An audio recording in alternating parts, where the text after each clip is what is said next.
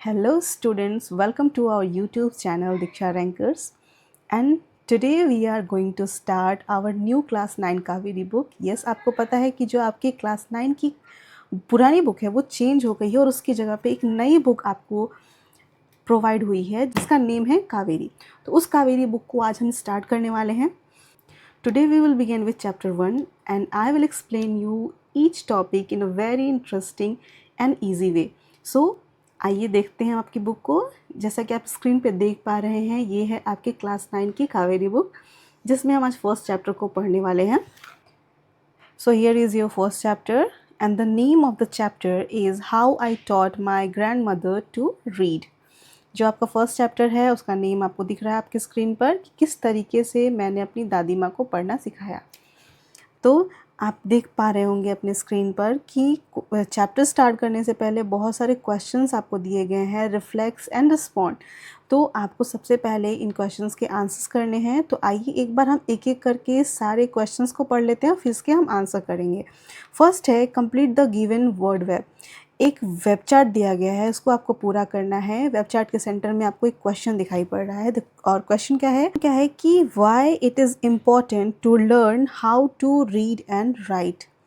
मतलब पढ़ना और लिखना क्यों ज़रूरी होता है, हमारे लिए पढ़े लिखे होना क्यों ज़रूरी होता है, ये आपको बताना है. यहाँ पे आपको 4 बॉक्स दिए गए हैं. इन बॉक्स के अंदर आपको अपने आंसर्स को लिखने हैं. हम सारे आंसर्स को करेंगे. एक बार हम पहले क्वेश्चंस को देख लेते हैं. नेक्स्ट है read the questions given below and share your answers with your classmate and teacher. तो क्या करना है, आपको नीचे कुछ क्वेश्चंस दिए गए हैं, उनके आंसर्स आपको शेयर करने हैं अपने क्लासमेट और टीचर्स के साथ. First question is which language do your grand parents और एल्डरली रिलेटिव्स स्पीक. कौन सी भाषा में आपके जो दादा दादी हैं, ग्रैंड पेरेंट्स हैं, या जो आपके घर में जितने भी बुज़ुर्ग रिलेटिव्स हैं वो किस भाषा में बात करते हैं. तो जो आपके रिलेटिव हैं, जो आपके रिश्तेदार हैं, वो एक तो हिंदी भाषा में बात करते हैं और एक उनकी जो मदर टंग होगी उसमें वो बात करने में कंफर्टेबल होंगे. तो इस तरीके से आप अपने आंसर्स लिख सकते हैं. How do they spend their time, how do you spend time with them. आपको बताना है कि जो आपके ग्रैंड पेरेंट्स हैं वो किस तरीके से अपना समय बिताते हैं और आप अपना समय उनके साथ किस तरीके से बिताते हैं. दोनों क्वेश्चंस के आंसर करने हैं. तो जो आपके ग्रैंड पेरेंट्स हैं वो अपना समय या तो बुक्स पढ़ के बिताते हैं, अगर वो उन्हें पढ़ना आता है तो, या टीवी देखते हैं, प्रेयर करते हैं. और आप अपना समय उनके साथ कैसे स्पेंड करते हैं, उनकी बातों को सुनना सबसे ज़्यादा ज़रूरी होता है. अपने ग्रैंड पेरेंट्स की बातों को सुनना. तो आप जब उनकी बातों को सुनते हैं तो उनका समय और आपका समय दोनों बीत जाता है, क्योंकि उनके पास बहुत इंटरेस्टिंग बातें होती हैं. साथ ही साथ आप उनके छोटी मोटी कामों में मदद भी कर सकते हैं. नेक्स्ट है कि what is your favourite experience with them. आपकी ग्रैंड पेरेंट्स के साथ आपका जो सबसे अच्छा एक्सपीरियंस है आपको शेयर करना है. Next question is what is something that elderly in your family cannot do easily but enjoy watching you do. तो आपको ऐसी बातें बतानी हैं जो आपके फैमिली में जितने बुज़ुर्ग लोग हैं वो तो कर नहीं पाते हैं, उनके लिए करना बहुत मुश्किल होता है, लेकिन आपको करते हुए जब वो देखते हैं तो उन्हें बहुत अच्छा लगता है. तो अभी जो हमारे ग्रैंड पेरेंट्स हैं उनके लिए जो हमारी नई टेक्नोलॉजी है या फिर जो नए स्मार्टफोन कंप्यूटर है उनको ऑपरेट करना उन्हें नहीं आता है, लेकिन जब आप बैठ के उसे ऑपरेट करते हैं तो उन्हें यह देखना बहुत अच्छा लगता है. तो इन दोनों क्वेश्चंस के आंसर्स को हमने रेडी किया है. आप चाहें तो खुद से भी आंसर्स को कर सकते हैं. तो एक बार हम आंसर्स को देख लेते हैं. आपके स्क्रीन पे आंसर्स दिखाई पड़ रहे होंगे आपको. Why it is important to learn how to read and write. तो फर्स्ट है to broaden my understanding of the world. अपनी दुनिया के बारे में जो अपनी समझ है उसको बढ़ाने के लिए, उसको ब्रॉड करने के लिए, उसके बारे में और अधिक जानने के लिए हमारा पढ़ा लिखा होना बहुत ज़रूरी है. नेक्स्ट है to express idea clearly and connect with others. अपनी बातों को बहुत क्लियरली, बहुत अच्छे से, बहुत सहजता के साथ रखने के लिए और दूसरे लोगों से कनेक्ट होने के लिए हमारा पढ़ा लिखा होना बहुत ज़रूरी होता है. To develop self reliance and confidence. अपनी आत्मविश्वास और आत्मनिर्भरता को, खुद के अंदर जो सेल्फ कॉन्फिडेंस है, किसी चीज़ को करने के लिए जो आपके अंदर क्षमता है, उन सब के विकास के लिए आपका पढ़ा लिखा होना बहुत ज़रूरी होता है। क्योंकि जब आपको किसी चीज़ के बारे में अच्छी नॉलेज होती है तो आप पूरे कॉन्फिडेंस के साथ उसको एक्सप्रेस कर पाते हैं, एक्सप्लेन कर पाते हैं। इसलिए आपका पढ़ा लिखा होना बहुत ज़रूरी है। नेक्स्ट है to enhance future job prospects and growth. Future में अपनी जॉब अपॉर्चुनिटी और अपनी ग्रोथ को मेक श्योर करने के लिए भी आपका पढ़ा होना बहुत ज़रूरी होता है। क्योंकि जब आप पढ़े लिखे होते हैं तो आपको एक अच्छा वर्क प्लेस मिलता है, साथ ही साथ आप अच्छे तरीके से ग्रो करते हैं। इसलिए भी आपका पढ़ा लिखा होना बहुत ज़रूरी है। तो ये तो मेरे आंसर्स है, अगर आप चाहें तो अपने से कुछ अलग आंसर्स लिख सकते हैं। नेक्स्ट क्वेश्चन है, read the question given below and share your answers. Which language do your grand parents और एल्डरली रिलेटिव स्पीक। अभी हमने बात की, आंसर देखते हैं। My grand parents can speak Hindi and Punjabi very well.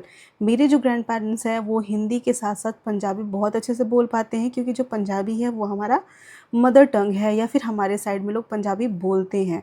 आपकी साइड में कौन से लैंग्वेज में, किस भाषा में लोग बात करते हैं, आप उसको यहाँ पे मेंशन कर सकते हो। हिंदी तो एक ऐसी भाषा है जो सभी को आती है, उसके बाद एक ऐसी भाषा जो आपकी मदर टंग है, अगर आपके ग्रैंड पेरेंट्स उसके साथ कंफर्टेबल हैं तो आप उस लैंग्वेज को भी यहाँ पे आप मेंशन कर सकते हैं। नेक्स्ट है, how do they spend their time, how do you spend time with them. They usually spend their time reading, praying and watching TV. वो क्या करते हैं, अपना बहुत सारा समय किन चीज़ों में बिताते हैं, बुक्स पढ़ने में, प्रेयर में और टीवी देखने में। I like to spend time with them by talking, helping them with small daily task and listening to their story interesting stories. तो मैंने आपको पहले ही बताया कि मैं अपने ग्रैंड पेरेंट्स के साथ उनकी छोटी छोटी कामों में मदद करने में, उनसे बातें करने में और उनकी जो इंटरेस्टिंग स्टोरीज़ है, उनकी चाइल्डहुड स्टोरीज़ है, उनको सुनने में मुझे बहुत अच्छा लगता है। तो इस तरीके से मैं अपना वक्त अपने ग्रैंड पेरेंट्स को देती हूँ। नेक्स्ट है कि what is your favourite experience with them. My favourite experience is listening to their stories from childhood and learning valuable lesson from their life. मुझे तो सबसे अच्छा इंटरेस्टिंग चीज़ अपने ग्रैंड पेरेंट्स के साथ उनकी चाइल्डहुड स्टोरी को सुनना पसंद है, और उसके साथ साथ मुझे कुछ लेसन भी मिलता है जो बहुत ही कीमती होता है। तो इस तरीके से मुझे अपने ग्रैंड पेरेंट्स की चाइल्डहुड स्टोरीज़ को सुनना बहुत पसंद है। ये मेरा बेस्ट एक्सपीरियंस है मेरे ग्रैंड पेरेंट्स के साथ। आपका क्या है, आप लिख सकते हैं। नेक्स्ट है, what is something that the elderly in your family can not do easily but enjoy watching you do. जो आपके ग्रैंड पेरेंट्स होते हैं वो बहुत सारी चीज़ों को नहीं कर पाते हैं, लेकिन आपको करते हुए देखना उन्हें बहुत अच्छा लगता है। They find it hard to use modern technology. मेरे ग्रैंड पेरेंट्स को जो मॉडर्न टेक्नोलॉजी है वो यूज़ करने में बहुत प्रॉब्लम होती है, but they enjoy watching me use smartphone and computers. लेकिन जब मैं स्मार्टफ़ोन और कंप्यूटर पे काम करती हूँ, यूज़ करती हूँ, तो मेरे ग्रैंड पेरेंट्स देखकर मुझे बहुत ज़्यादा खुश होते हैं, क्योंकि उन्हें लगता है कि जो चीज़ मैं नहीं कर पा रहा हूँ या फिर कर पा रही हूँ वो मेरी ग्रैंड डॉटर कर रही है, इसलिए वो देखना मुझे पसंद करते हैं। आइए वापस चलते हैं हम अपने बुक पे। So here is your third question. Read the following passage, match the highlighted word with their meanings given in the box below. यहाँ पे आपको एक बॉक्स दिया गया है, बॉक्स में कुछ वर्ड्स दिए गए हैं और नीचे एक पैसेज दिया गया है। पहले आपको क्या करना है, पैसेज को पढ़ना है। पैसेज में जो हाईलाइटेड वर्ड्स हैं उन सारे वर्ड्स को आपको क्या करना है, इस बॉक्स में जो वर्ड्स दिए गए हैं उनके साथ मैच करना है। तो आइए सबसे पहले हम क्या करते हैं, पैसेज को पढ़ लेते हैं। The cast for the protagonist of our school's annual function was done after a lot of debates, as many good actors had auditioned for the role. तो हमारे विद्यालय में एक वार्षिक नाटक के मुख्य पात्र के चयन में काफ़ी बहस हुई, क्योंकि कई अच्छे जो अभिनेता थे उन्होंने इस भूमिका के लिए, इस कैरेक्टर के लिए क्या किया था, ऑडिशन दिया था। We had decided to present an episode from an inspirational story. हमने यह निर्णय लिया था कि हम एक इंस्पिरेशनल स्टोरी का एक एपिसोड यहाँ पर प्रेजेंट करेंगे। It was a life story of a group of children who worked with the community to spread literacy। ये जो स्टोरी थी वो क्या थी, एक बच्चों के ग्रुप की थी जो एक कम्युनिटी के साथ, एक समुदाय के साथ मिलकर क्या करते थे, वो लिटरेसी को, साक्षरता को स्प्रेड किया था। इस इंस्पिरेशनल स्टोरी का एक एपिसोड प्रेजेंट करने वाले थे। Every day we reached school yearly to practice with concentration। हम क्या करते थे, प्रत्येक दिन विद्यालय जल्दी पहुंचकर बहुत ही ध्यान के साथ इसकी प्रैक्टिस किया करते थे। We waited eagerly for the final presentation। और हम अंतिम प्रस्तुति के लिए, मतलब लास्ट प्रेजेंट करने के लिए, फाइनली एनुअल डे के दिन स्टेज पर परफॉर्म करने के लिए बहुत ज़्यादा क्या थे, उत्सुक थे। All of us played our role in a very convincing manner as our theatre teacher has guided us well। तो हम सब ने जो अपनी भूमिका है, अपना जो कैरेक्टर है, वो बहुत ही प्रभावी ढंग से निभाई, क्योंकि जो हमारे थिएटर टीचर थे, जो रंगमंच के टीचर थे, उन्होंने हमारा अच्छा मार्गदर्शन किया था। इसलिए हम सब ने अपने कैरेक्टर को बहुत ही प्रभावी ढंग से वहाँ पे प्रेजेंट किया। ये था आपका एक छोटा सा पैसेज, जिसको हम फिर से अच्छे तरीके से समझ लेते हैं कि क्या था कि हमारे स्कूल में एक कल्चरल एक्टिविटी होने वाली, एक एनुअल फंक्शन होने वाला था, और उस एनुअल फंक्शन में जो प्रोटैगनिस्ट थे, जो नायक थे, उसके चयन में बहुत ज़्यादा डिबेट हो गया था, बहुत ज़्यादा बहस हो गई थी, क्योंकि बहुत सारे अच्छे अच्छे जो एक्टर्स थे उन्होंने वहाँ पे क्या किया था, ऑडिशन दिया था। और हम इस नाटक में एक इंस्पिरेशनल स्टोरी का एक एपिसोड प्रेजेंट करने वाले थे। और वो स्टोरी क्या थी, वो बच्चों के एक ऐसे ग्रुप के साथ थी जो एक कम्युनिटी के साथ, एक समुदाय के साथ मिलकर लिटरेसी को बढ़ावा देने के लिए, साक्षरता को बढ़ावा देने के लिए काम कर रहे थे। और जितने भी हम पार्टिसिपेंट थे वो इस प्ले को अच्छे से करने के लिए जल्दी स्कूल पहुंच जाया करते थे, और साथ ही साथ पहुंचने के बाद हम क्या करते थे, वहाँ पे इसकी बहुत अच्छे तरीके से प्रैक्टिस करते थे। और हम सब ने अपनी जो भूमिका है, अपनी जो कैरेक्टर है, उसको अच्छे तरीके से निभाया, क्योंकि थिएटर टीचर थे, उन्होंने हमें बहुत अच्छे से गाइड किया था। तो आइए अब हम एक एक करके जो हाईलाइटेड वर्ड्स हैं उसको बॉक्स वाले वर्ड से मैच कर लेते हैं।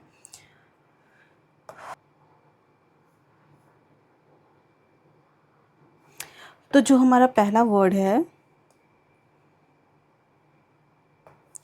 So the first word is protagonist. Protagonist मतलब हमने बताया अभी आपको, नायक, मतलब जो किसी भी कैरेक्टर का, किसी भी प्ले का जो मेन कैरेक्टर होता है उसको हम क्या बोलते हैं, प्रोटैगनिस्ट बोलते हैं। नेक्स्ट है डिबेट। डिबेट को हम यहाँ पर मैच करेंगे डिस्कशन के साथ। डिबेट मतलब भी बहस होता है, और डिस्कशन मतलब होता है किसी चीज़ पर बैठकर अच्छे से बातचीत करना, जो दोनों सिमिलर है। तो डिबेट का जो सिमिलर मीनिंग है वो है डिस्कशन। नेक्स्ट है एपिसोड। एपिसोड क्या होता है, किसी भी स्टोरी को जब हम छोटे छोटे पार्ट्स में बांट देते हैं तो वो छोटे छोटे एपिसोड्स हो जाते हैं। तो ये क्या होता है, पार्ट ऑफ अ स्टोरी। कोई भी स्टोरी का एक छोटा सा पार्ट जब हम प्रेजेंट करते हैं तो उसे हम बोलते हैं एपिसोड। नेक्स्ट है community. People living in one particular area. एक विशेष क्षेत्र में रहने वाले लोगों के समूह को हम क्या कहते हैं, कम्युनिटी कहते हैं। नेक्स्ट है कंसंट्रेशन। कंसंट्रेशन मतलब होता है ध्यान लगाना, मतलब फोकस, किसी चीज़ पर बहुत ज़्यादा फोकस करके अगर आप काम कर रहे हैं तो हम क्या बोलते हैं कि आप बहुत कंसंट्रेशन के साथ वो काम कर रहे हैं। तो कंसंट्रेशन का जो सिमिलर मीनिंग हो जाएगा वो क्या हो जाएगा, फोकस। नेक्स्ट है ईगरली। ईगरली मतलब होता है उत्सुकता पूर्वक, और एक्साइटेडली मतलब भी होता है उत्सुकता पूर्वक। मतलब किसी चीज़ को करने के लिए आप बहुत ज़्यादा उत्सुक होते हैं तो आपको क्या कहते हैं, बहुत ईगरली आप उस काम को करना चाहते हैं। नेक्स्ट है कन्विंसिंग। कन्विंसिंग मतलब होता है आश्वासन, और बिलीवेबल मतलब भी होता है विश्वसनीय। मतलब जब आपको किसी चीज़ के लिए बिलीव दिला दिया जाता है, आश्वासन दिला दिया जाता है, तो ये दोनों वर्ड सिमिलर है, कन्विंसिंग एंड बिलीवेबल। नेक्स्ट है गाइडेड। गाइडेड मतलब होता है निर्देश, और डायरेक्टेड मतलब भी होता है निर्देश। तो ये दोनों वर्ड्स क्या हैं, सिमिलर हैं। आइए वापस हम अपने बुक पे चलते हैं। ओके, यहाँ से हम स्टोरी को क्या करेंगे, पढ़ना स्टार्ट करेंगे। एक्चुअली आपकी जो स्टोरी है वो यहीं से स्टार्ट होती है। इसके पहले जो क्वेश्चंस दिए गए हैं वो आपको क्यों दिए गए थे, ताकि आप इस स्टोरी के साथ रिलेट कर पाओ। आपको स्टोरी पढ़ने से पहले ये पता चले कि आखिर इस स्टोरी के अंदर क्या है, कुछ थोड़ा बहुत आइडिया आपको इन सारे क्वेश्चन से हो गया है। तो आइए अब हम स्टोरी को स्टार्ट करते हैं।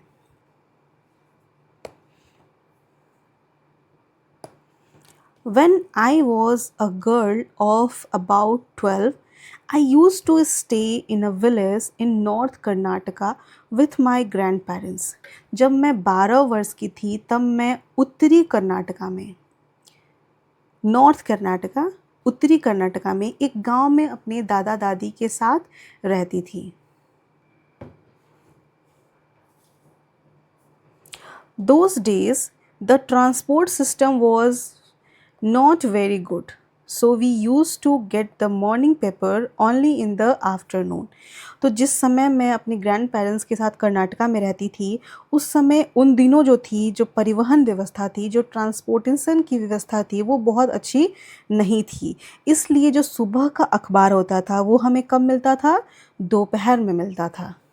The weekly magazine used to come one day later. और जो वीकली मैगज़ीन थी, जो साप्ताहिक पत्रिका थी, वो कब आती थी? वो एक दिन बाद मिलती थी।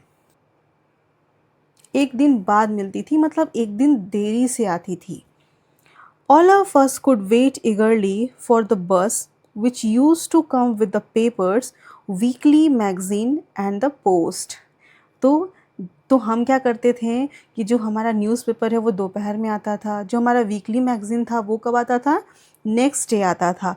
तो हम सब क्या करते थे? हम सभी उस बस का बेसब्री से इंतज़ार करते थे, बहुत ईगरली वेट करते थे उस बस के लिए। कौन सी बस के लिए? जो अखबार और साप्ताहिक पत्रिका को लेकर आती थी और साथ ही साथ वो पोस्ट भी लाती थी, डाक भी लाती थी। तो इस पैराग्राफ में हमें क्या पता चल रहा है? जो हमारी राइटर हैं सुधा मूर्ति, एक्चुअली इस स्टोरी की जो राइटर हैं उनका नाम है सुधा मूर्ति। तो जो सुधा मूर्ति हैं वो अपनी स्टोरी शेयर करती हैं कि जब मैं 12 साल की थी और तब मैं नॉर्थ कर्नाटका में अपने ग्रैंड पेरेंट्स के साथ रहती थी, और वहाँ की स्थिति ऐसी थी कि जो ट्रांसपोर्ट का सिस्टम था वो इतना पुअर था कि जो हमारी न्यूज़पेपर होती थी सुबह में मिलने वाली, वो दोपहर में मिलती थी, और जो वीकली हमारा मैगज़ीन आता था वो मैगज़ीन हमें एक दिन लेट से पहुंचता था। और जिस बस से ये मैगज़ीन, न्यूज़पेपर और पोस्ट आते थे उसका हम बहुत ही बेसब्री के साथ इंतज़ार करते थे। At that time, Triveni was a very popular writer in the Kannada language. और उस समय जो त्रिवेणी थी वो कन्नड़ भाषा की एक बहुत ही फेमस राइटर थी, बहुत ही फेमस लेखिका थी। She was a wonderful writer.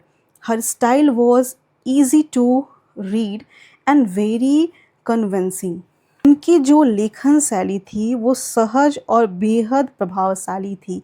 वो बहुत ही स्मूथली और बहुत ही कन्विंसिंग मैनर में चीज़ों को लिखती थी, जिसे पढ़ना लिखना बहुत ही ईजी होता था और समझना बहुत आसान होता था। हर story usually dealt with complex psychological problems in the life of ordinary people and were always very interesting. तो जो उनकी कहानियाँ होती थी वो कैसी होती थी? उनकी कहानियाँ आमतौर पर आम लोगों के जीवन में आने वाली जटिल मनोवैज्ञानिक समस्याओं से संबंधित होती थी और हमेशा बहुत रोचक होती थी। जो उनकी स्टोरीज़ थी वो आम लोग थे, उनकी लाइफ से, उनकी लाइफ की प्रॉब्लम की साइकोलॉजी से वो रिलेट करके स्टोरीज़ को लिखती थी, जो कि बहुत ज़्यादा इंटरेस्टिंग हुआ करती थी। Unfortunately for Kannada literature, she died very young. Kannada साहित्य के लिए बहुत ही दुर्भाग्य की बात थी कि उनका निधन बहुत कम उम्र में ही हो गया। किनका निधन? त्रिवेणी, जो वहाँ की सब बहुत अच्छी लेखिका थी, उनका निधन बहुत कम उम्र में ही हो गया। Even now, after 40 years, people continue to appreciate her novels. 40 वर्ष बीत जाने के बाद भी लोग उनके उपन्यासों की सराहना करते हैं। मतलब उनके नॉवेल्स इतने अच्छे, इतने इंटरेस्टिंग थे कि आज 40 साल के बाद भी लोग उनके नॉवेल्स की बहुत ज़्यादा सराहना करते हैं, बहुत ज़्यादा तारीफ़ करते हैं। One of her novels, called Kasi Yatra, was appearing as a serial in the Kannada weekly Karamveera then. उनका एक उपन्यास जिसका नाम क्या था, काशी यात्रा था, उस समय कन्नड़ साहित्य करमवीर में धारावाहिक के रूप में प्रकाशित हो रही थी।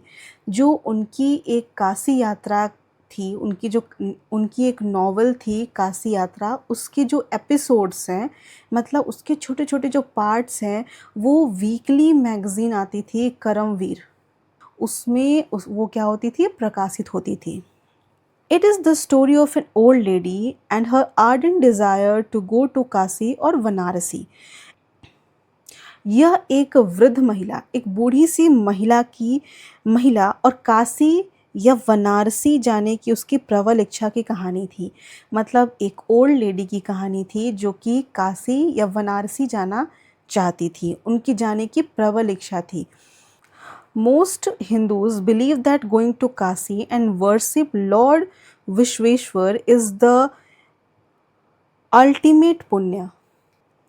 हमारे हिंदू धर्म में यह लोग मानते हैं कि काशी जाकर भगवान विश्वेश्वर की पूजा करने से परम पुण्य की प्राप्ति होती है। तो उस ओल्ड लेडी की भी डिज़ायर थी कि वो काशी जाएं और विश्वनाथ की पूजा वहाँ पे वो करें। This old lady also believed in this and her struggle to go there was described in the novel.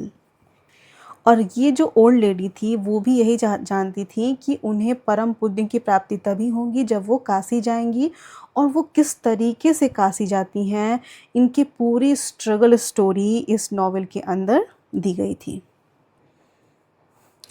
In this story there was also a young orphan girl who fall in love but there was no money for the wedding. कहानी में एक अनाथ युवती भी है जिसे प्रेम हो जाता है लेकिन शादी के लिए पैसे नहीं होते। उस युवती को प्रेम हो जाता है लेकिन उसके पास शादी के लिए पैसे नहीं होते हैं। In the end, the old lady gives away all her saving without going to Kashi.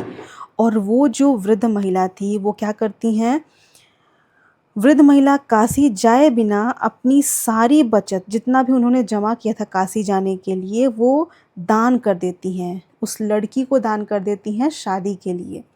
She says the happiness of the orphan girl is more important than worshipping Lord Vishweshwara at Kashi.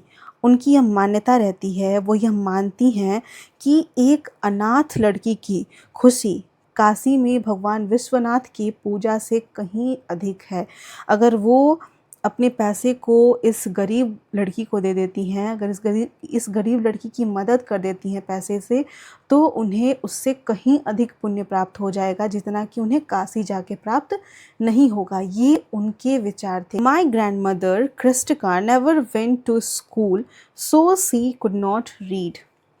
जो मेरी दादी कृष्टिका हैं, दादी का नाम यहाँ पे क्या है, कृष्टिका, कभी स्कूल नहीं गई इसलिए उन्हें पढ़ना नहीं आता। जो मेरी दादी माँ है कृष्टिका, वो कभी भी स्कूल नहीं गई हैं इसलिए उन्हें पढ़ना नहीं आता है। Every Wednesday the magazine would come and I would read the next episode of this story to her। वो हर बुधवार को पत्रिका आती थी और मैं उन्हें इस कहानी का अगला अध्याय, मतलब नेक्स्ट एपिसोड पढ़कर सुनाती थी। During that time, she would forget all her work and listen with the greatest concentration। वो उस समय जब मैं इस कहानी को उन्हें सुनाती थी तो वो अपने सारे काम धाम छोड़कर पूरी एकाग्रता के साथ, पूरा ध्यान लगाकर उस कहानी को वो क्या करती थी, सुनती थी। Later she could repeat the entire text by heart। और वो इतने कंसंट्रेशन के साथ पढ़ती थी कि वो बाद में हर एक सेंटेंस को अच्छे से रिपीट करके बता सकती थी, क्योंकि उन्हें वो स्टोरी बहुत अच्छी लगती थी तो वो उसे पूरे दिल के साथ पढ़ती थी। My grandmother too never went to Kasi, and she identified herself with the novel's protagonist.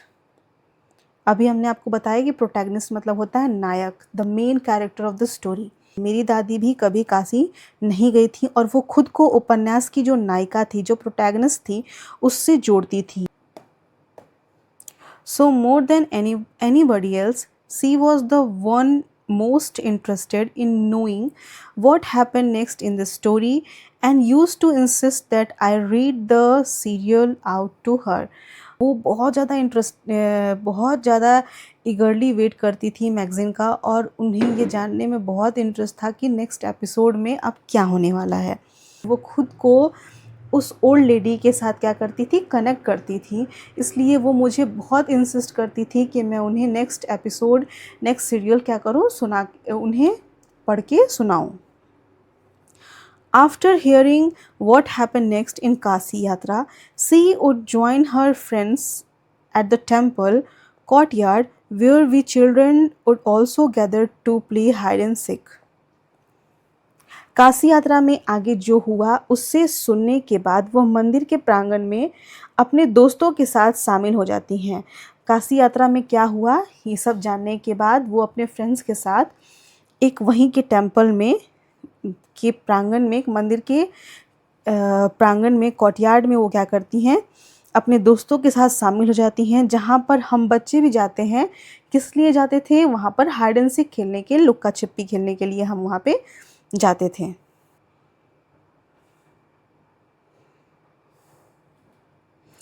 She would discuss the latest episode with her friends at that time.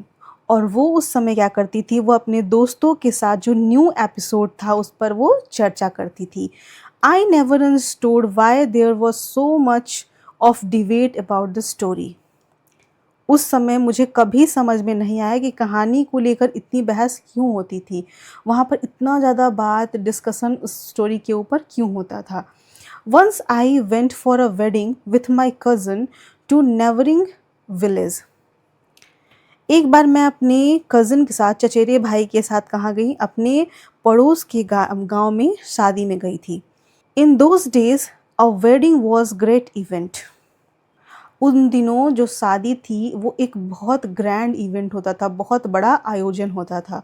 Children enjoy ourselves thoroughly. तो उस समय जो marriage होता था वो बहुत बड़ा event होता था, और हम बच्चे उस समय खूब आनंद उठाया करते थे।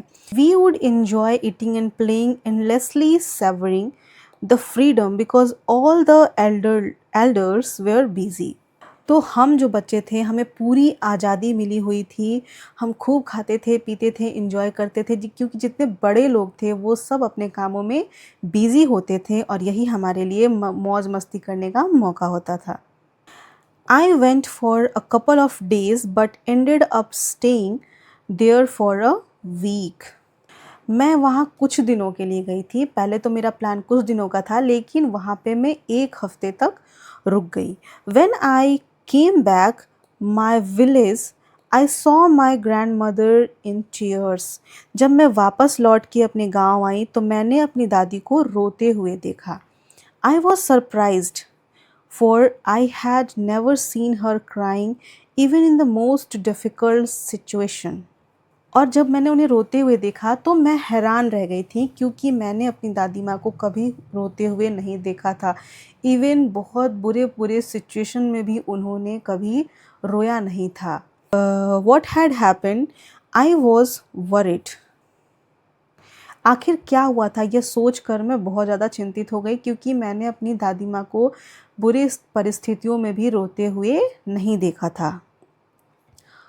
अवा, इज़ एवरीथिंग ऑल राइट? मैंने अपनी दादी माँ से पूछा कि अवा, सब कुछ ठीक है? Are you okay? आप ठीक हो?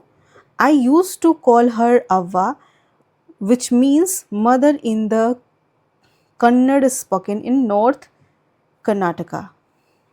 तो नॉर्थ कर्नाटका के अंदर अव्वा ग्रैंड माँ बोलते हैं, और मैं भी अपनी दादी माँ को प्यार से अव्वा बुलाती थी। She nodded but did not reply. उन्होंने अपना सिर हिलाया लेकिन कोई जवाब नहीं दिया। I did not understand and forget about it. मैंने इस बात पर ध्यान नहीं दिया और मैं इस बात को भूल गई। In the night after dinner, we sleeping in the open terrace of our house. रात को खाना खाने के बाद हम अपने घर की खुली छत पर सो रहे थे। जब हम रात को खाना खा लेते थे तो हम अपने छत पे जाकर सोते थे। It was a summer night and there was a full moon. Avva came and sat next to me. Her affectionate hand touched my forehead. गर्मी की रात थी और पूरा चांद निकला हुआ था। अव्वा आकर मेरे पास बैठ गई। उनके स्नेह भरे हाथों ने मेरे माथे को छुआ। वो प्यार से मेरा जो सर है वो सहला रही थी। I realised she wanted to speak. मुझे ये एहसास हुआ कि वो मुझसे कुछ कहना चाह रही हैं। जब वो आकर मेरे सामने मेरे सर को सहला रही थी तो उनके स्पर्श से, उनके इस एटीट्यूड से मुझे पता चल गया कि वो मुझसे कुछ कहना चाह रही हैं। I asked her what is the matter. मैंने उनसे पूछा कि आखिर बात क्या है। When I was a young girl, I lost my mother. There was nobody to look after and guide me. जब मैं छोटी बच्ची थी, I lost my mother. मैंने अपनी माँ को खो दिया। There was nobody to look after and guide me. मेरी देखभाल करने के लिए, मुझे गाइड करने के लिए कोई नहीं था। My father was a busy man and got married again. जो मेरे पिताजी थे वो बहुत बिजी रहते थे और उन्होंने दोबारा शादी कर ली। In those days people never considered education essential for girls. So I never went to school. उन दिनों लोग लड़कियों के लिए पढ़ना बहुत ज़्यादा ज़रूरी नहीं समझते थे। वो कंसीडर ही नहीं करते थे गर्ल्स एजुकेशन को, इसलिए मैं कभी भी स्कूल नहीं गई। I got married very young and had children. मेरी शादी बहुत कम उम्र में हो गई और मेरे बच्चे हो गए। I became very busy. Later I had grandchildrens and always felt so much happiness in cooking and feeding all of you. Grand माँ ये सारी बातें कह रही हैं कि जब वो बहुत छोटी थी तब उनकी माँ गुजर गई। उनके पिता बहुत बिजी रहते थे और उन्होंने शादी कर ली। लोग उस समय गर्ल्स एजुकेशन को कंसिडर ही नहीं करते थे। उनकी नज़रों में लड़कियों को पढ़ाना लिखाना ये बहुत ज़्यादा इम्पोर्टेंट नहीं था और बहुत कम उम्र में उनकी शादी कर दी गई। उनके बच्चे हो गए, फिर ग्रैंड चिल्ड्रंस हो गए। उनके लिए खाना बनाना और उनका ध्यान रखना, उन्हें फीड करने में ही उन्हें खुशी मिलने लगी। At time I used to regret not going to school, so I make sure that my children and grandchildren studied very well. कभी कभी मुझे स्कूल ना जाने का अफसोस होता था, इसलिए मैंने ये सुनिश्चित किया कि जो मेरे चिल्ड्रन हैं और जो मेरी ग्रैंड चिल्ड्रन हैं वो बहुत अच्छी तरीके से पढ़ाई करें। ये था आपके स्टोरी का एक पार्ट। हर पार्ट के बाद आपको चेक योर अंडरस्टैंडिंग करके एक सेक्शन मिलता है जहाँ पर आपको कुछ क्वेश्चंस दिए गए हैं, आपको उसके आंसर करने हैं। तो आइए हम देखते हैं कि चेक योर अंडरस्टैंडिंग में फर्स्ट क्वेश्चन क्या है। Complete the cause and effect table given below based on part 1 of the story. Share your answer with your classmate and teacher. तो यहाँ पे आपको जैसा कि आप देख पा रहे हैं कि यहाँ पे आपको एक साइड में कॉज है और एक साइड में इफ़ेक्ट है। एक साइड में कारण है और उसका प्रभाव है। मतलब क्या कारण रहा होगा कि उसका रिज़ल्ट ऐसा था। आप देख रहे हैं कि कहीं पर इफ़ेक्ट दिया गया है, कॉज ब्लैंक है, कहीं कॉज दिया गया है और इफ़ेक्ट ब्लैंक है। तो आपको इन दोनों को फील करना है। आइए हम इसका आंसर देख लेते हैं। तो फर्स्ट है कंप्लीट द कॉज ब्लैंक है, आपको इफेक्ट दिया गया है। The morning newspaper arrive late in the day and weekly magazine would come 1 day late. क्या होता था कि जो हमारा न्यूज़पेपर होता था वो कब आता था, दोपहर में आता था जिसे सुबह में आना चाहिए, और जो वीकली मैगज़ीन थी वो एक दिन लेट आती थी। तो इसका कॉज़ क्या हो सकता है? यहाँ पे हमने कॉज़ लिखा है, the transport system the transport system in the village was not very good. जो ट्रांसपोर्ट की व्यवस्था थी, जो परिवहन की व्यवस्था थी विलेज में बहुत अच्छी नहीं थी, जिसकी वजह से जो वीकली मैगज़ीन थी या फिर जो हमारा न्यूज़पेपर होता था वो लेट से आता था। तो सेकंड में आपको फिर से एक कॉज मिलता है, इफ़ेक्ट आपको यहाँ पे लिखना है। कॉज क्या है? The mother Krishtika never went to school. जो दादी कृष्टिका थी वो कभी भी स्कूल नहीं गई थी। तो ये हमारा कॉज था। कॉज और इफ़ेक्ट क्या था? इफ़ेक्ट क्या पड़ा? She did not learn to read and write when she was young. जो दादी कृष्टिका थी वो कभी स्कूल नहीं गई थी। इसका इफ़ेक्ट क्या हुआ कि उन्होंने बचपन में पढ़ना लिखना नहीं सीखा था। जब वो स्कूल नहीं गई तो वो पढ़ना लिखना भी नहीं सीख पाई। थर्ड में यहाँ पे आपको इफ़ेक्ट दिया गया है। She was deeply interested in the story and discussed it with friend. वो जो स्टोरी था उसमें डीपली इंटरेस्टेड थी, उन्हें उस कहानी में बहुत इंटरेस्ट था, और साथ ही साथ वो स्टोरी को अपनी फ्रेंड्स के साथ डिस्कस भी करती थी। तो ये हमारा क्या है? इफ़ेक्ट है। आपको क्या लिखना है? इसके लिए आपको कॉज लिखना है। The narrator read Kashi Yatra to her grandmother. वो इंटरेस्टेड थी, तो इसका कारण क्या था कि जो ऑथर थे, जो राइटर थे, जो कथावाचक थे, उन्होंने काशी यात्रा उन्हें पढ़ के सुनाई। नेक्स्ट है फोर्थ में यहाँ पे कॉज दिया गया है, आपको इफ़ेक्ट लिखना है। The narrator went to a wedding for a week. जो स्टोरी राइटर थी, जो स्टोरी टेलर थे, जो टेलर थी वो एक हफ्ते के लिए कहाँ गए थे? शादी में गए थे। तो ये हमारा क्या है? कॉज है। इसका इफ़ेक्ट क्या पड़ा? The grand mother could not read Kashi Yatra bye herself. और इसका इफ़ेक्ट ये हुआ कि जो काशी यात्रा की स्टोरी थी वो खुद से नहीं पढ़ सकी थी। नेक्स्ट है 5, यहाँ पे कॉज ब्लैंक है, इफ़ेक्ट दिया गया आपको। The grandmother never went to school. Effect था ये कि ग्रैंड मदर कभी भी स्कूल नहीं गई।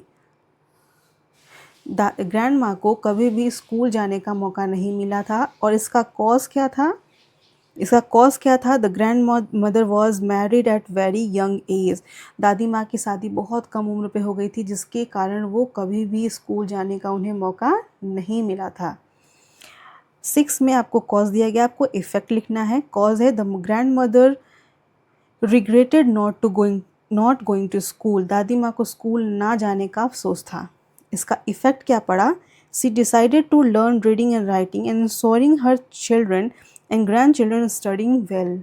और वो जब स्कूल नहीं जा पा रही थी तो उन्होंने क्या किया? उन्होंने मेक श्योर किया कि उन्होंने तो पढ़ना लिखना नहीं सीखा था, लेकिन उन्होंने यह सुनिश्चित किया कि उनके बच्चे और उनके जो ग्रैंड पेरेंट्स हैं, उनके पोते पोती हैं, वो अच्छे तरीके से पढ़ाई करें।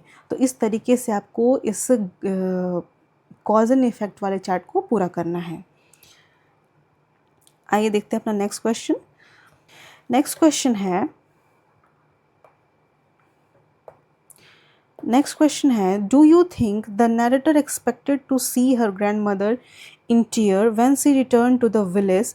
If yes, why? If no, why not? क्या आपको लगता है कि जो नरेटर हैं, जो स्टोरी टेलर हैं, वो गांव से लौटते हैं तो अपनी दादी को रोते हुए देखने की उम्मीद करते थे कि जब वो जब वो गांव से वापस लौट के आएंगी तो वो अपनी दादी माँ को रोते हुए देखेंगी? यदि हाँ, अगर आपका आंसर है यस तो क्यों? अगर आपका आंसर है नो तो क्यों? आपको बताना है। नेक्स्ट है how might the narrator help her grandmother to fulfil her desire to read and write? जो स्टोरी टेलर हैं वो किस तरीके से अपने दादी की पढ़ने लिखने की जो इच्छा है उससे पूरा करने में, उसे प्राप्त करने में सहायता कर सकती हैं।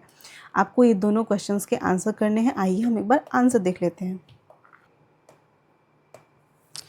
Do you think the narrator expect to see her grandmother in tear when she returned to the village? If yes, why? If no, why not? आइए आंसर देखते हैं। No, the narrator did not expect to see her grandmother in tear when she returned to the village. She was surprised because her grandmother was strong and determined person who never cried even in difficult situation. Seeing her crying was unusual, which is why it shocked the narrator. नहीं, जो हमारी narrator थी उन्होंने कभी expect नहीं किया था कि जब वो गांव से लौट के आएंगी, शादी से लौट के आएंगी, तो वो अपनी ग्रैंड माँ को रोते हुए पाएंगी। और वो हैरान थी क्योंकि उनकी जो जो दादी माँ थी वो एक बहुत ही मजबूत और बहुत ही स्ट्रॉन्ग पर्सनालिटी की महिला थी, जो बहुत ही डिफ़िकल्ट सिचुएशन में भी कभी नहीं रोती थी। उन्हें रोता हुआ देखना असामान्य था, मतलब उनके लिए ये अनयूजुअल था कि उनकी दादी माँ रो रही हैं। इसलिए जो स्टोरी टेलर थी वो गहरे सदमे में थी, वो बहुत शॉक्ड थी कि आखिर ग्रैंड माँ क्यों रो रही हैं। How did the narrator help her grandmother to fulfil her desire to learn to read and write? The narrator helped the grandmother learn to read and write by teaching her step by step. First, taught her the alphabets, then how to pronounce and write them. After that, she taught her how to form words and sentences. She also gave her regular practice and homework. With patience, practice, and repetition, her grandmother was able to learn Kannada. तो जो हमारी story teller हैं वो अपने दादी माँ को चरणबद्ध तरीके से, मतलब स्टेप बाय स्टेप वो पढ़ना लिखना सिखाने में मदद की। उन्होंने सबसे पहले क्या सिखाया? अक्षर सिखाए, फिर उच्चारण और लेखन सिखाया। उसके बाद उन्होंने शब्द और वाक्य बनाना सिखाया। फिर उन्होंने नियमित अभ्यास और गृह कार्य भी दिए, क्योंकि सबसे पहले आप अल्फ़ाबेट्स ही सिखा सकते हैं, फिर उनको कैसे प्रोनाउंसिएट करते हैं ये सिखा सकते हैं।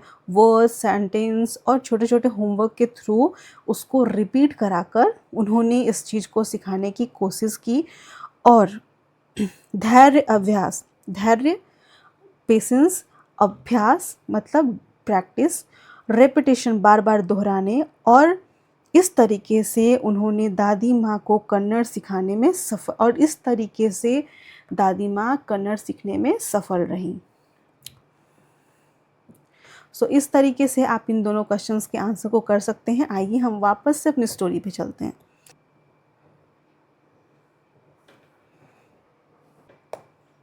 I could not understand why my 62-year-old grandmother was telling me a 12-year-old story of her life in the middle of the night. मुझे समझ में नहीं आ रहा था कि मेरी 62 ईयर्स की दादी आधी रात को मुझे एक 12 वर्षीय बच्ची की कहानी, मतलब एक 12 वर्षीय बच्चे के जीवन की कहानी क्यों सुना रही थी। But I knew I loved her immensely, and there had it be some reason why she was talking to me. I looked at her face. It was unhappy, and her eyes were filled with tears.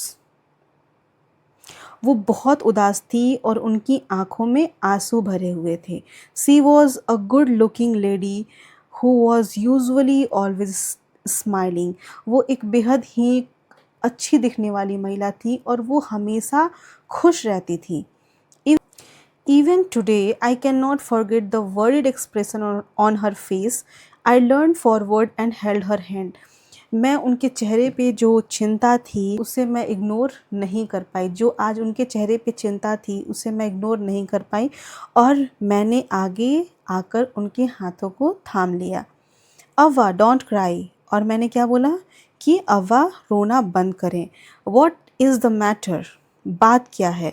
Can I help you in any way? क्या मैं आपकी किसी तरीके से मदद कर सकती हूँ।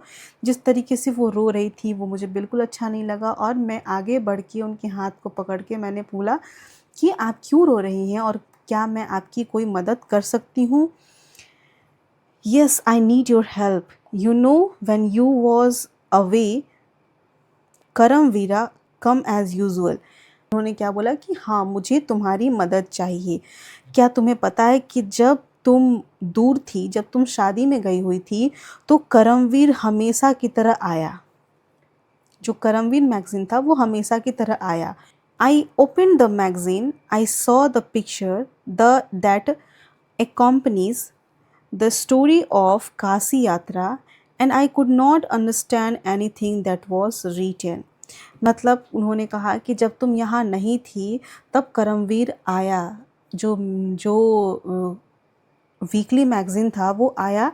मैंने मैगज़ीन को खोला, उसे देखा, उसके पिक्चर्स को देखा, उसमें छपी हुई तस्वीरों को देखा, लेकिन मुझे कुछ भी समझ में नहीं आया। Many times I rubbed my hand over the pages wishing that they could understand what was written. मैंने कई बार पन्नों पर हाथ फेरा, यह सोचा कि काश मैं समझ पाती कि क्या लिखा है।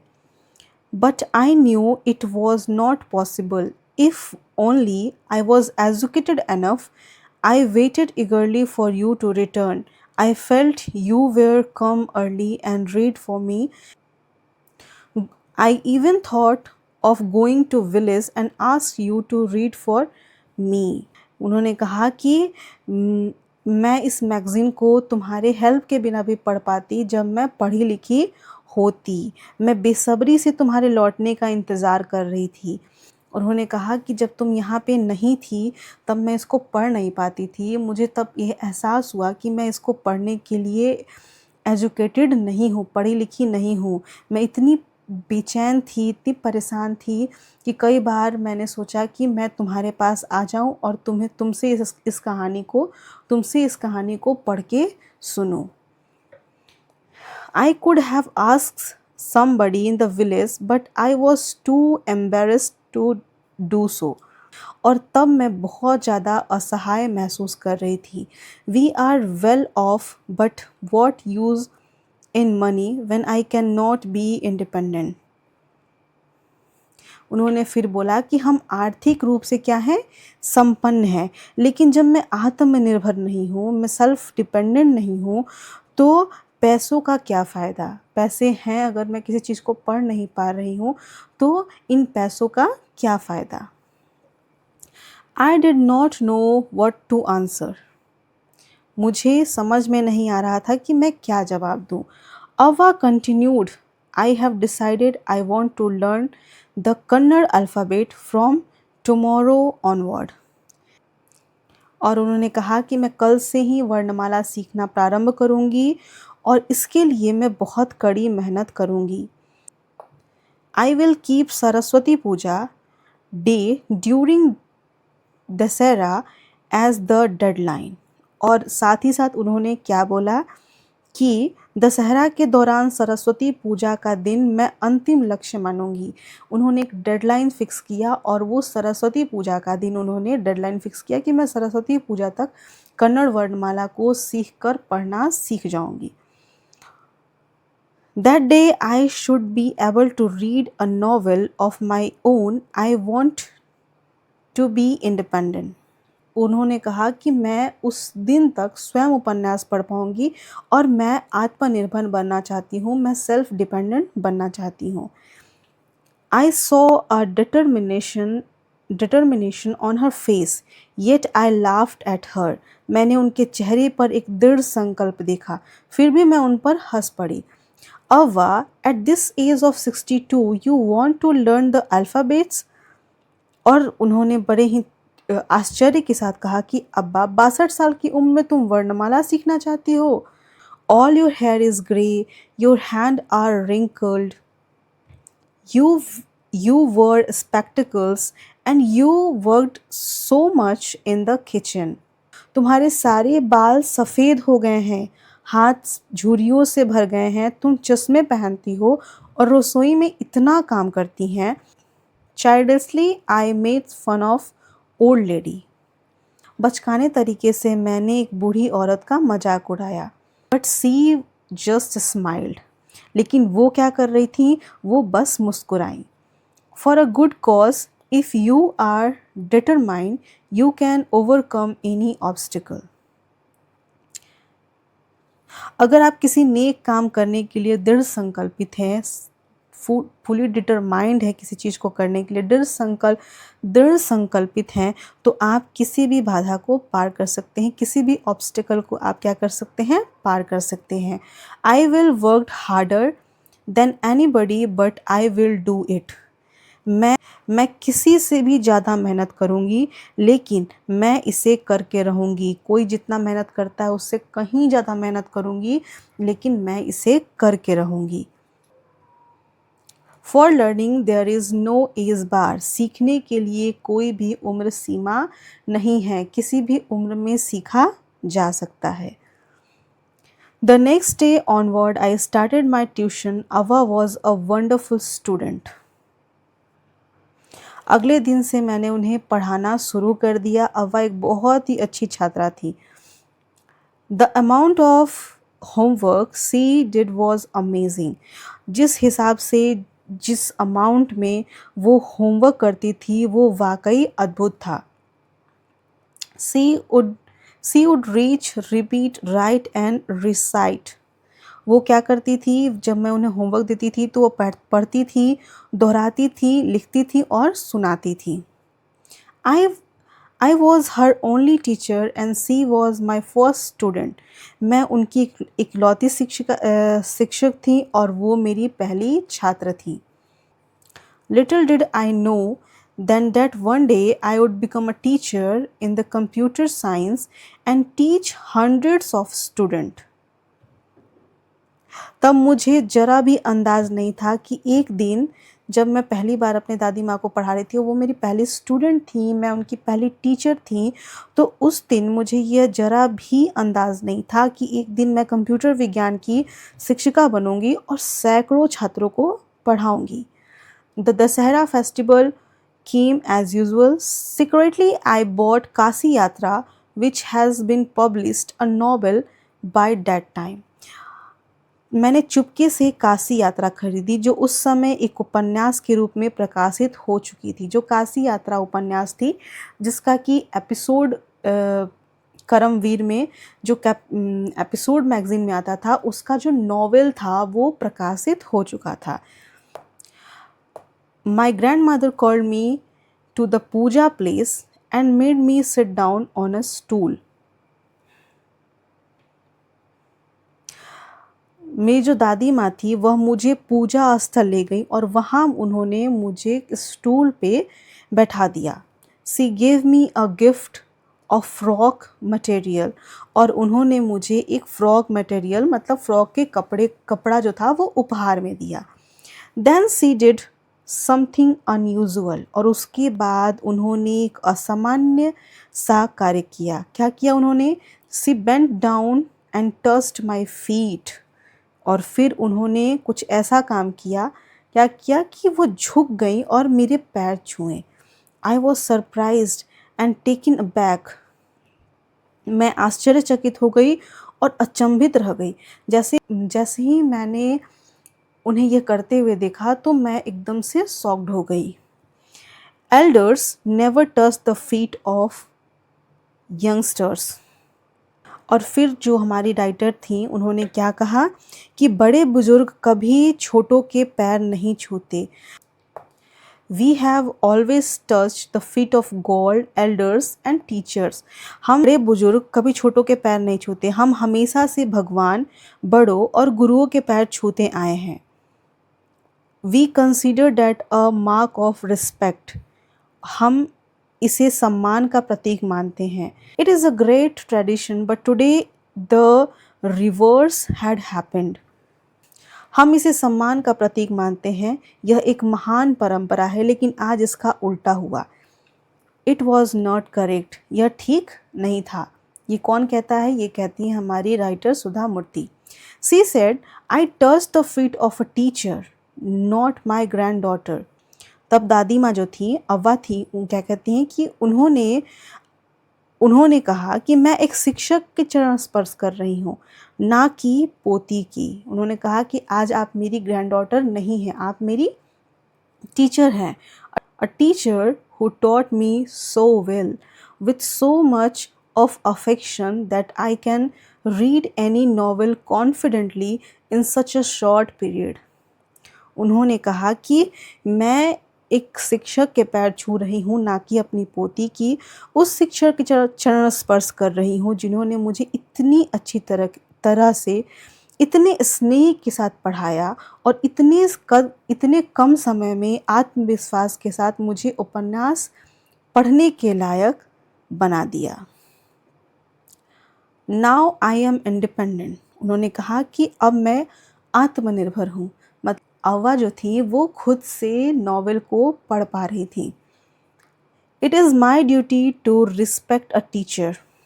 उन्होंने कहा शिक्षक का सम्मान करना मेरा कर्तव्य है। It is not written in our scripture that a teacher should be respected, irrespective of the gender and age. उन्होंने कहा कि हमारे शास्त्रों में क्या यह नहीं लिखा गया है कि जो टीचर है उसकी रिस्पेक्ट बिना उसका जेंडर और बिना उसकी एज के किया जाता है। मतलब अगर आपको किसी ने कुछ सिखा दिया तो वो एज और जेंडर से ऊपर उठ के उसकी रिस्पेक्ट हमें करनी चाहिए। ऐसा किसने कहा? ऐसा अव्वा ने कहा। I did return her namaskar to her by touching her feet and gave my gift to my first teacher. और फिर मैंने क्या किया? मैंने रिटर्न में उन्हें वापस से नमस्कार किया और अपना पहला गिफ्ट अपनी पहली स्टूडेंट को दिया। She open it and read immediately the title Kashi Yatra by Triveni and the publisher's name. और जैसे ही मैंने उन्हें गिफ्ट दिया उन्होंने जल्दी से उसे ओपन किया और ओपन करने के बाद उन्होंने उसका टाइटल पढ़ा। उस टाइटल का नेम क्या था? वो टाइटल क्या था? काशी यात्रा। फिर उन्होंने राइटर का नेम पढ़ा विच इज़ त्रिवेणी एंड उसके बाद उन्होंने पब्लिशर का नेम पढ़ा। I knew then that my student has passed with flying colours. तब मुझे पता चल गया कि मेरी छात्र उत्कृष्ट अंक प्राप्त किए हैं। जैसे ही मैंने जिस स्टूडेंट को पढ़ाया है उसने बहुत अच्छे मार्क्स लाए हैं, बहुत अच्छे अंक से वो पास हो गई है क्योंकि अब उन्हें पढ़ना अच्छे से आ गया है। सो फाइनली बहुत सारे कोशिश के साथ, बहुत डिटर्मिनेशन के साथ, बहुत डेडिकेशन के साथ अव्वा फाइनली पढ़ना लिखना सीख गई और वो सेल्फ डिपेंडेंट हो गई। तो यहाँ पे जो हमारा स्टोरी है वो ख़त्म होता है।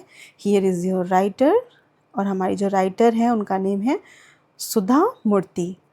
और सुधा मूर्ति ने अपनी लाइफ एक्सपीरियंस को इस कहानी के थ्रू एक्सप्रेस किया है। इसके बाद आपको वापस से एक चेक योर अंडरस्टैंडिंग करके यहाँ पे क्वेश्चन मिलने वाला है जिसमें आपको ट्रू फॉल्स करना है। State whether the following statement as true और false. Share your answer with your classmate and teacher. आपको बताना है कि कौन सा स्टेटमेंट सही है और कौन सा स्टेटमेंट गलत है। तो आइए हम एक बार से इसका आंसर कर लेते हैं। पहला स्टेटमेंट है वो है the grandmother want to learn the Kannada alphabet to gain independence. जो ग्रैंड माँ थी वो कन्नड़ अल्फ़ाबेट को सीखना चाहती थी ताकि वो सेल्फ डिपेंडेंट हो जाए। वो इंडिपेंडेंट होना चाहती थी, वो पढ़ने लिखने के लिए दूसरों पर आश्रित नहीं रहना चाहती थी। तो ये जो हमारा स्टेटमेंट है वो क्या हो जाएगा? True. The grandmother asked someone in the village to read Kashi Yatra to her while the narrator was away. जब नैरेटर हमारी गांव में नहीं थी, जब वो शादी में गई थी, तो क्या दादी माँ कन्नड़ यात्रा काशी यात्रा पढ़ने के लिए किसी दूसरे विलेजर के पास गई थी उनकी मदद के लिए? नहीं, ये स्टेटमेंट गलत है क्योंकि उन्हें बुरा लग रहा था, उन्हें शर्म आ रहा था कि वो किसी और की हेल्प लें। थर्ड है the narrator was the grandmother's first teacher and taught her how to read Kannada. हाँ, जो हमारी नैरेटर थी वो अव्वा की जो उनकी ग्रैंड मदर थी, अव्वा जो उनकी ग्रैंड मदर थी, उनकी फर्स्ट टीचर थी। तो ये स्टेटमेंट बिल्कुल सही है। The grandmother believe that was no age limit for learning. Grandmother का ये बिलीव था कि सीखने की कोई भी उम्र सीमा तय नहीं है। तो ये स्टेटमेंट बिल्कुल सही है। The grandmother touch the narrator's feet as a mark of respect for her as a teacher. तो ये स्टेटमेंट बिल्कुल सही है। Next, the narrator was disappointed with the progress her grandmother made in learning to read. जो narrator थी वो बहुत ज़्यादा डिसअपॉइंटेड थी जिस तरीके से ग्रैंड मदर जो पढ़ना सीख रही थी। तो ये स्टेटमेंट बिल्कुल गलत है, क्योंकि वो बहुत खुश थी, क्योंकि जो ग्रैंड मदर थी वो बहुत ही अच्छे तरीके से और बहुत तेज़ी से चीज़ों को सीख रही थी। तो ये हमारा स्टेटमेंट हो जाएगा फॉल्स। सो यहाँ पे हमारी जो स्टोरी है वो ख़त्म होती है। हमने जितने क्वेश्चंस थे जो हमारे बीच बीच में अंडरस्टैंडिंग के लिए क्वेश्चन थे वो हमने कर लिए हैं, लेकिन आपको इस स्टोरी के अंदर और भी बहुत सारे क्वेश्चंस करने हैं। लेकिन हमारी जो स्टोरी है वो बहुत लंबी है, और फिर हमारा जो एक्सरसाइज है, क्वेश्चन आंसर का पोर्शन है, वो भी बहुत लंबा है। अब इस पूरे एक्सरसाइज को हम अपने नेक्स्ट वीडियो में कंटिन्यू करेंगे। सो आज का क्लास आपको कैसा लगा, do tell me in the comment section. अगर आपको इस चैप्टर के रिगार्डिंग कोई भी डाउट हो, कोई क्वेरीज हो, तो आप कमेंट बॉक्स में जाकर अपने डाउट और क्वेरीज को लिख सकते हैं। सो अभी के लिए इतना ही। Bye bye, take care and have a nice day.